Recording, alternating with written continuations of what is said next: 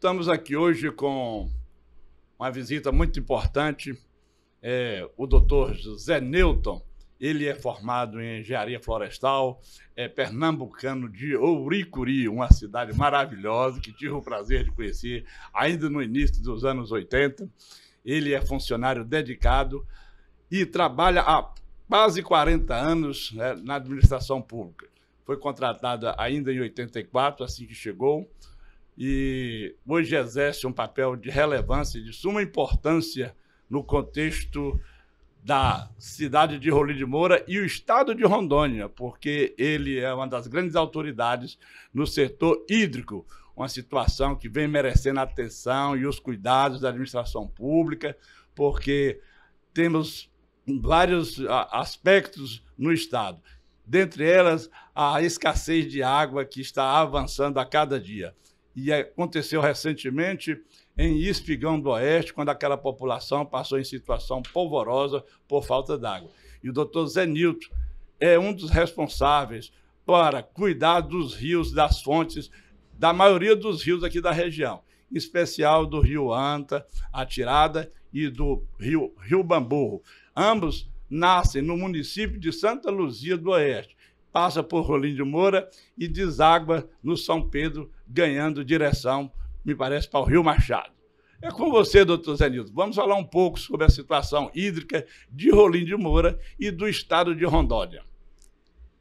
Maravilha, Garcia. Obrigado pelo espaço aí. Bom, cheguei em Rolim de Moura e no dia 29 de janeiro de 84, né, lógico que ainda havia uma cobertura florestal muito grande nesse estado e é lógico que na fase inicial, Rondônia, praticamente em todo o estado, essa ocupação ela ocorreu muito voltada, né, para a produção de alimento básica e depois isso foi se alterando com o tempo. Houve várias mudanças de comportamento em relação à ocupação e uso do solo, né? A primeira fase foi a agricultura de ciclo curto, feijão, milho, arroz, mandioca, que é essa parte básica que mantinha o produtor rural, né, no seu ambiente ali, nos seus lotes, estava numa fase inicial de ocupação dessas localidades. Posteriormente se passou por mudança, né? Já nos primeiros 10 anos iniciou a fazer pastagens, isso avançou demais, tanto é que se tornou um dos estados de maior produção animal nesse país, né, do gado bovino, desenvolveu demais, e mais recentemente, agora, nós entramos na fase da soja, do milho, mais da mecanização pura mesmo, num estágio já bem mais avançado. Doutor de qualquer forma, o peso principal da água em tudo isso está presente, né? Doutor Zé Newton, esse problema é um problema que a cada dia vem sendo crucial. E se o homem não cuidar dessa parte, que é água é vida. Tanto que todos dizem, dona de casa, sem água, água paralisa uma casa. Então, o senhor que é um grande analista e vem acompanhando toda essa transição no concernente a águas em nossa região, essa situação de bacias hídricas, o senhor pode nos falar, que o pessoal muito não entende o que é uma bacia hídrica, qual o comportamento dela, para que ela serve, como é que é esse direcionamento? O senhor pode nos falar sobre isso? Claro, olha, nós moramos num dos estados da região amazônica, né, e por sua vez faz parte dessa grande rede de rios, de igarapés, certo, de nascentes que compõem, né, todo esse volume de água que se destaca no país. 80% do volume de água do Brasil está na Amazônia brasileira. Acredita-se que ela tem em torno de 11% de toda a água do planeta. E quando a gente soube que nessas condições temos municípios que entraram no estágio de ser abastecido com caminhões-pipas, como é o caso de Espigão, isso acendeu um alerta para vários municípios, para todos os municípios do estado. Realmente foi um sufoco. E nós estamos vivendo também razões de mesma semelhança no nosso estado vizinho, o Acre, aquele rio que corta praticamente a cidade de Rio Branco, muitas vezes está com escassez d'água e o pessoal, o povo, nós temos que estar com atenção redobrada sobre o fator hídrico, porque as pessoas falam que não, que o rio Amazonas não vai secar, porque o rio São Francisco não vai secar. E se nós não tivermos o devido cuidado, nós vamos ter falta d'água tanto no rio São Francisco, até mesmo no rio Amazonas. Com certeza, nós já tivemos esses primeiros sinais, né? Do rio Amazonas chegar a um extremo de seca. É lógico que todo pequeno córrego, todo grande rio, né? Ele tem a sua fase de seca e tem a sua fase de cheia. Esses extremos, quando eles se excedem, tá? É que leva à situação de perturbar mesmo as necessidades da população, certo? Em Rolim de Moura nós já tínhamos isso em 2008, aqui no Dalencourt, que é o igarapé, que capta água aqui próximo da Laticínio, que abastece a cidade de Rolim de Moura. Eu recordo que, na época, teve o grito de socorro e a população teve que entender que era necessário, que era preciso fazer um trabalho de urgência, mas prolongado. Naquele momento, tinha que tomar as providências cabíveis. E, lógico, num processo duradouro, e que você foi peça importante com sua equipe para realmente consertar, brecar aquele desastre que podemos estar de um desastre ecológico, né? Porque mexe com água, né? Eu diria que no início da ocupação do Estado, o pessoal se dedicou a abrir as áreas para sua produção, se desenvolver. E, lógico, que nesse desenvolvimento acabou ocorrendo excessos. E são esses excessos que atingiram as áreas de proteção dessas nascentes, desses córregos, tá? As matas ciliares, que têm esse efeito de dar recarga de água ao solo para que ele não seque, infelizmente passaram a utilizar muitas partes, 70% da extensão desses córregos estão hoje ocupados mais com gramíneas, e levou a essa situação. Não é só Rolim de Moura, não. Rolim de Moura foi o primeiro exemplo no estado de Rondônia a iniciar um processo de recuperação dessas matas ciliares nessa localidade. É o primeiro projeto que foi implementado. Lógico que aí tem toda uma participação do doutor Maximiliano, que era juiz na época aqui em Rolim de Moura. Trabalhou muito tempo aqui, amigo, até o doutor Chalimar. Até meu irmão de fé também. Né? Doutor Chalimar, do Ministério Público. E de todas as discussões que a gente teve com a CAERD, que havia umas pendências dela lá, e acabou se transformando num dos melhores acordos para resolver isso no estado de Rondônia. Por falar em doutor Max, né? Eu venho acompanhando o trabalho dele. Recentemente, o prefeito de Rolim de Moura, Aldo Júlio, e uma outra prefeita de outra localidade aí, pediram para ele interferir na madeira que estava apreendida, me parece que madeira de transporte ilícito, e ele foi realmente solícito naquilo, ele pegou e atendeu. Inclusive, o prefeito agradeceu ele pelo gesto, né? Aquela madeira apodrecendo e sendo que poderia ser utilidade aqui para fazer pontes e outros benefícios, outras benfeitorias para o município. Claro, na realidade ele transformou isso num grande projeto, né? Inicialmente, nessa fase de repasse dessas madeiras, se destacou mais a prefeita lá quem iniciou esse processo mesmo foi a prefeita de Vale do Paraíso, que pediu madeiras para desenvolver um trabalho nas escolas lá, a necessidade que ela tinha. E acabou ele propondo instalar um viveiro de muda em troca disso aí. E daí nasceu o grande projeto dele, que hoje envolve 34 municípios, já ganhou 2 prêmios em nível nacional, e o mais recente, agora em dezembro de 2024, que é o Prêmio Inovare. Ele realmente, essa aqui é a parte do verdadeiro homem público, e ele demonstrou isso, esse espírito de homem público, vendo a necessidade, que muitas vezes a pessoa não quer, a autoridade não quer se envolver. Não vou mexer com isso, não. Ele termina ganhando tempo, com a ação do tempo, aquela madeira estraga, apodrece mesmo e fica sem utilidade, né? Como tem outras coisas também, que a gente até faz queixas, né, partindo de autoridades que coloca fogo em material de garimpeiro, em tratores, em retos cavadeiros. Como poderia, na verdade, pegar aquilo ali e entregar aquele bem público para um órgão público, né? Para uma prefeitura, para o Estado, para desenvolver seu trabalho. Exatamente. Nesse projeto dele, eu participei da fase inicial dele.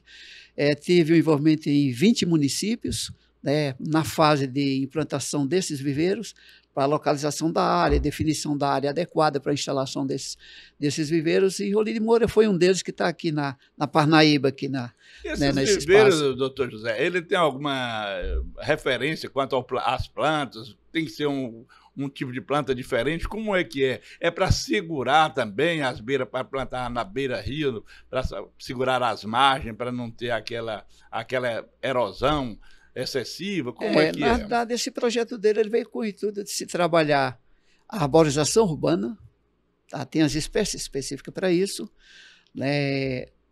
Área de lixões encerrados e também, e principalmente, as áreas de mata ciliar dessas microbacias de abastecimento urbano.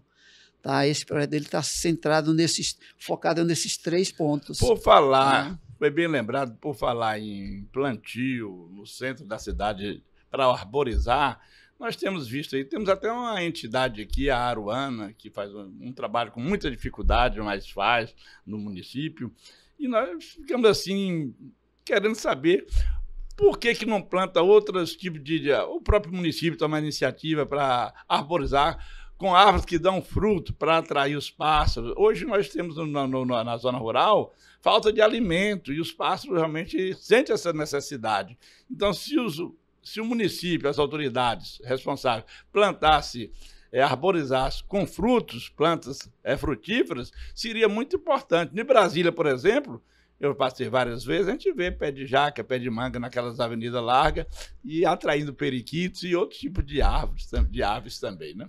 Em realidade, foi feita uma proposta, inclusive já existe uma legislação específica para Rolim de Moura, né, que foi aprovada, e ela trabalha exatamente o que plantar dentro dessa área urbana. E há toda uma situação. Você vai numa área de praça, isso tem as espécies específicas para isso, né, uma avenida que tem rede elétrica e tem rede de água, né, subterrânea, claro, certo? Isso tem as espécies para essas localidades. E, na verdade, o município precisa fazer uma série de mudanças para adequar isso aí, mas se essa listagem já existe. Nós temos mais de 15 espécies nativas que dá para se usar no meio urbano, tanto de arborização mesmo, assim como frutíferas também, silvestres, que possam atrair esse espaço para dentro da área urbana.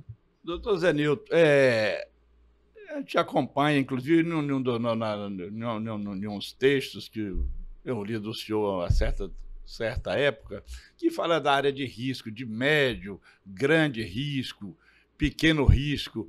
Quais são essas denominações? Em que sentido, por exemplo, médio risco, grande risco, sendo que nós já passamos por problemas sérios aqui do Dalincourt?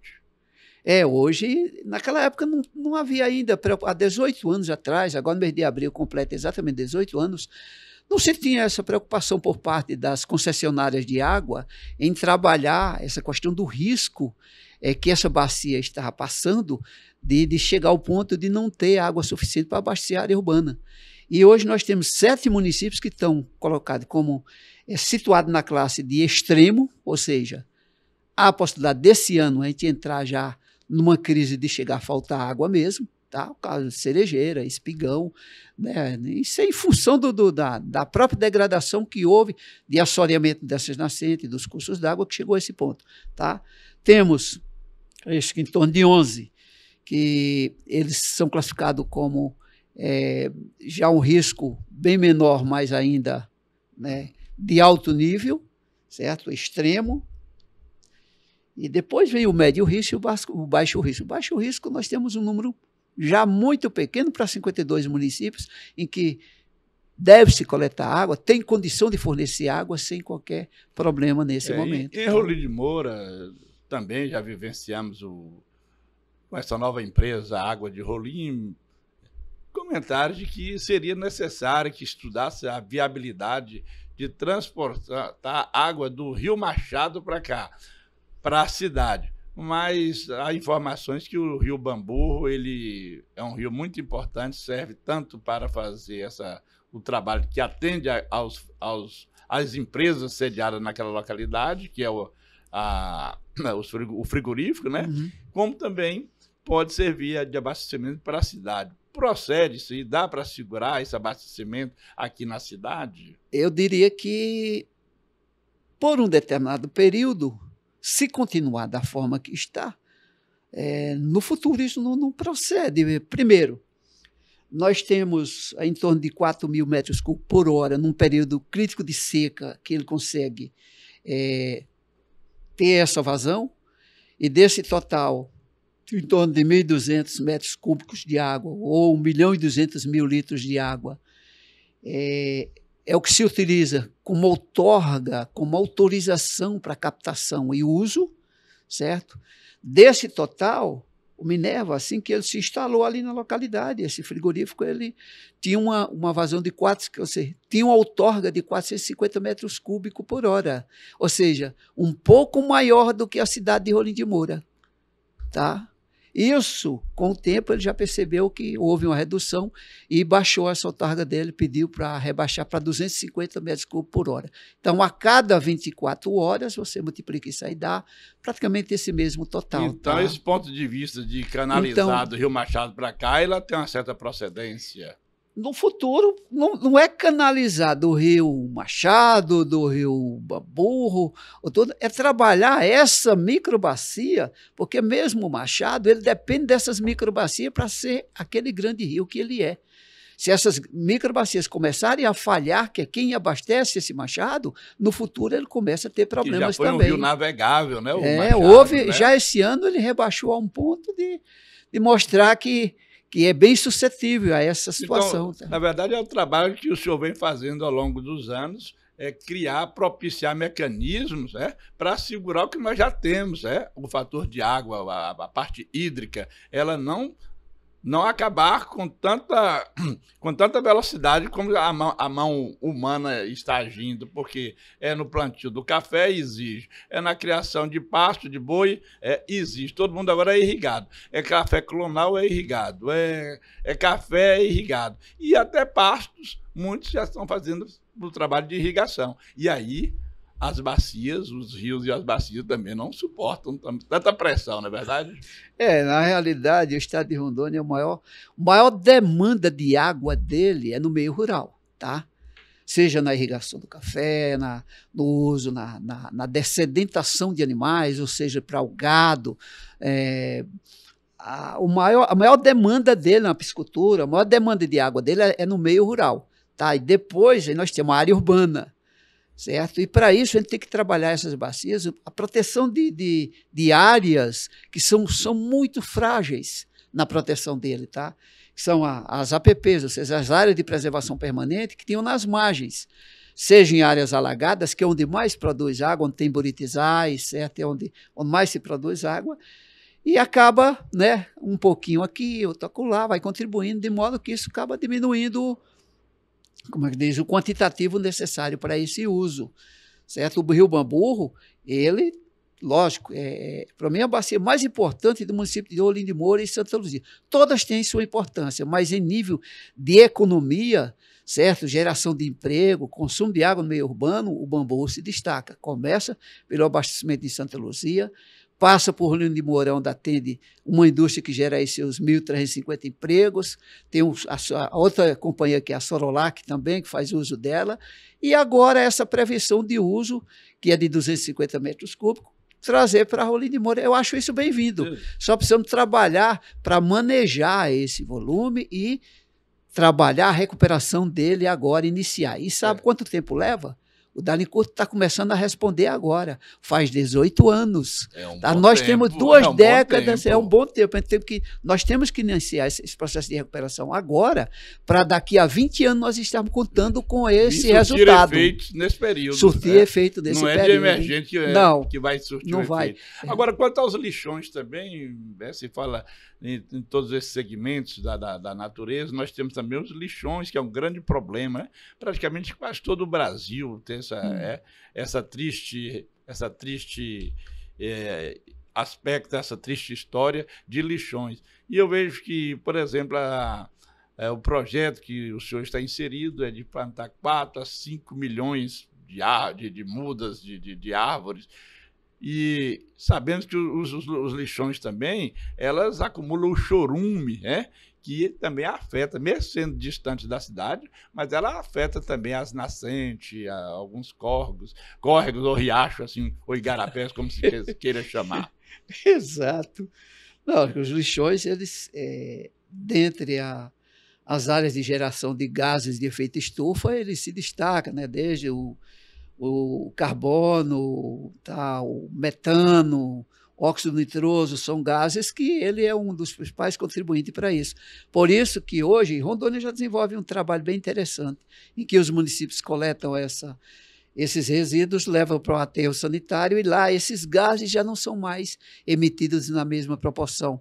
Há uma drenagem desses gases, eles são queimados na localidade, que podem até ser utilizada para geração de energia, certo? Em alguns estados aí já em estágio bem mais avançado, faz até para condução de ônibus urbanos, né, com metano, é o caso de Fortaleza, mas aos poucos o ser humano vem tomando conta de que tomando ciência de que o comportamento dele em relação a essa produção de gases, de lixo, de contaminação do solo, das águas subterrâneas, isso tem que ser alterado.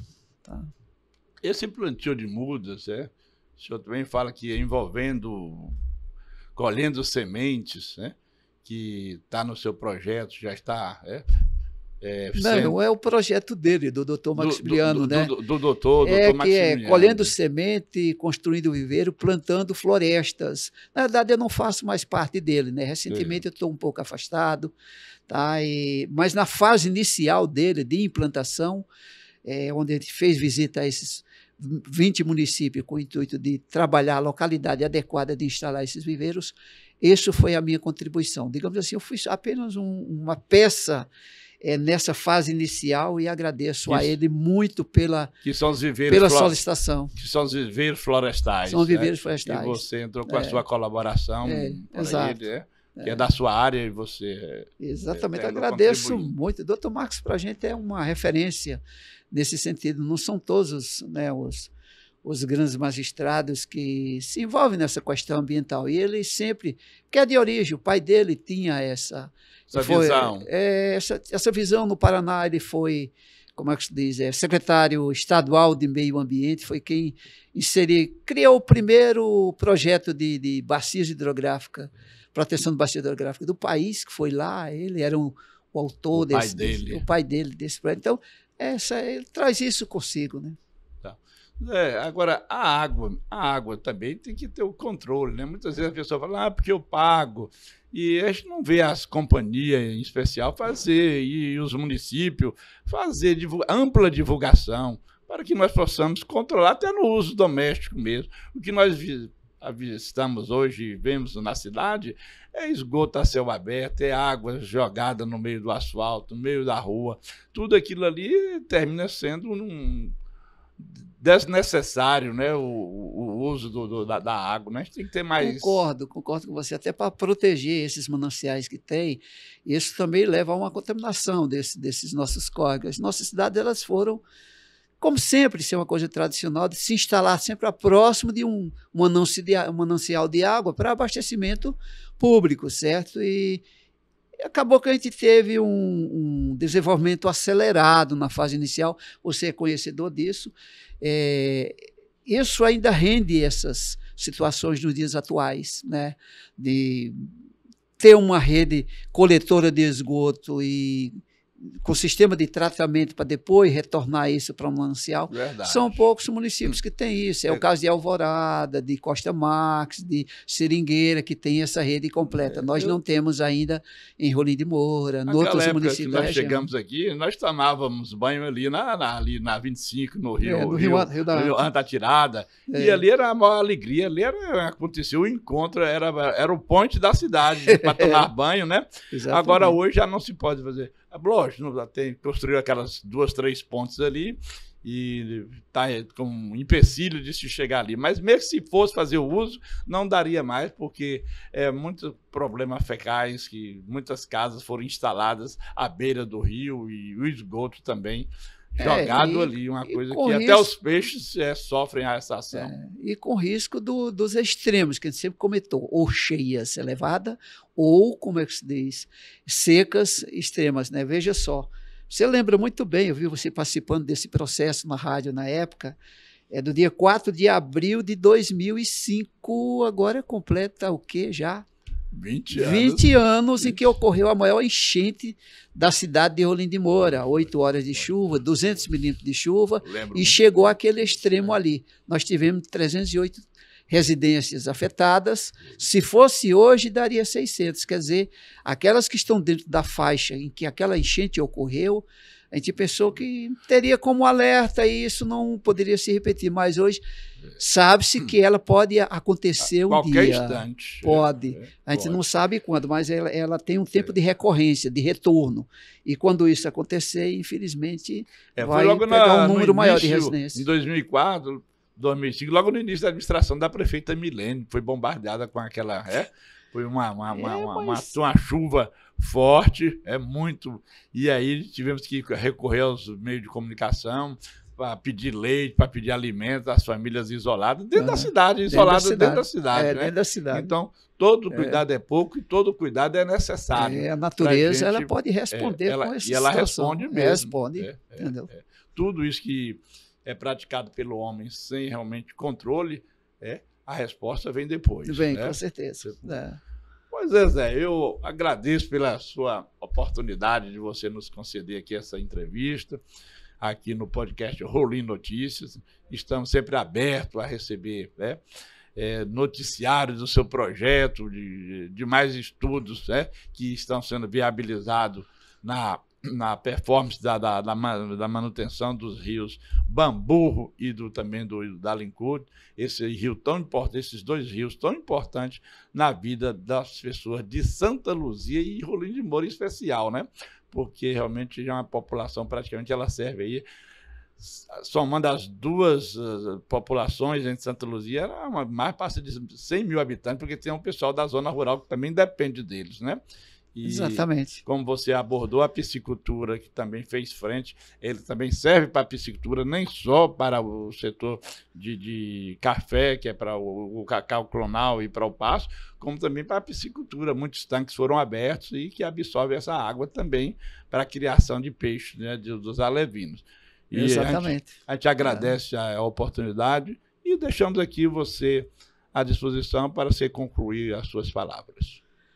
Olha, eu que agradeço, Garcia, pelo espaço concedido e dizer que estou muito feliz, hoje com 70 anos de idade, 40 anos de experiência, beleza, certo? E esses 40 anos dedicados a essa causa, né? Agora nós estamos envolvidos não só com o Bamburro, né, que já fizemos essa primeira etapa de diagnóstico lá em 202 propriedades, vamos finalizar agora porque o número é bem maior, mas é uma microbacia, para você ter uma ideia, ela tem aí em torno de 3.198 nascentes e a grande maioria já não detém mais essas matas que protegiam, né, as suas margens, né? E a gente precisa reiniciar um trabalho, porque já tinha um trabalho que o Dr. Marcos tentou desenvolver lá em 2003, né? E refazer isso aí já no nível mais avançado e rápido, porque a maioria das microbacias do estado hoje que se encontram nesse estágio de risco extremo, eles já têm mais de 80% da sua área total desprovida da vegetação original. Quer dizer, nós estamos hoje na dependência de trabalhar essas pequenas faixas das nascentes, dos cursos d'água, desses córregos, tá? E deixar para que uma geração futura, né, abrace isso com muito carinho, com outra visão, com tecnologia, né, e passe a ver isso de outra forma. Nós avançamos, cometemos excessos, e esses excessos, se Deus quiser, nós vamos lutar para corrigir. Vão ser contidos. Aí, para finalizar, doutor, você está lançando o livro, me parece que já finalizou, já concluiu. Como é que está a situação do livro? Patrocinadores tem? Como é que é? Você está em fase conclusiva? Me fala aí sobre o livro para a gente deixar sim. Esse livro se refere aos avanços dos viveiros de mudas no estado de Rondônia. Nós iniciamos aqui com Dalicut, só tinha um, isso já avançou muito em Rolim de Moura, não só para mudas florestais, mas também para café, tudo que o café se desenvolveu muito, né? Já com tecnologia, com novos clones aí, de ponta, de alta produção, né? E acabei utilizando esse momento do projeto do Dr. Maximiliano para tentar avançar no sentido de novas tecnologias, de buscar uma forma dele se desenvolver melhor. Tem previsão de quando vai ser lançado o livro? Ele está pronto já procurei o pessoal da Clube do Livro, né, para a gente ver os primeiros trâmites. Tem patrocinador, procurou? Como é que é? Não tenho, até porque bom, de início ele não se destina para venda, né? Sim. Ele é um livro mais voltado para chamar atenção mesmo. Mas não poderia fazer diante de todas as secretarias de meio ambiente do Estado e até mesmo para o governo do Estado, para mostrar o livro, tá? Para que seja distribuído, que patrocine, lógico, também, né? Para ser distribuído na rede escolar, na rede pública. Sim, ele já foi encaminhado à SEDAM para a gente discutir esse assunto também, ao doutor Maximiliano, não sei qual a visão dele, tá? E a gente vai ver o que vai fazer para... Tomara que eles olhem com bons olhos e façam o dever de casa também, porque realmente o Estado de Rondônia agradece. Muito obrigado e até a próxima.